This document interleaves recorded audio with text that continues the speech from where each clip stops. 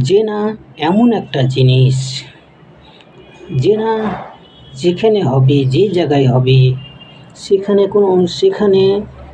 কোনো এবাদত ঠিকমতো হবে না, সে বাড়িতে এবাদত ঠিকমতো হবে না, সে বাড়িতে অশান্তি নেমে আসবে, সে বাড়িতে উন্নতি থাকবে না, সে বাড়িতে মানে বিভিন্ন রকমের অশান্তি নেমে আসবে, ঝগড়াঝাঁটি বেড়ে আসবে। ওই বাড়িতে মানে যত রকমের খারাপ পথ একটা একটা করে বেরিয়ে আসবে। জেনা এমন একটা জিনিস, অথচ জেনা যেই জায়গাটাতে হবে তার আশপাশে কোনো ফসল হতে দেবে না। জেনা এমন একটা জিনিস যে বাড়িতে হবে সারাক্ষণ শয়তান লেগে থাকবে এবং সকলকে শয়তানির ধোঁকা পড়তে হবে এবং ফেলে দিবে।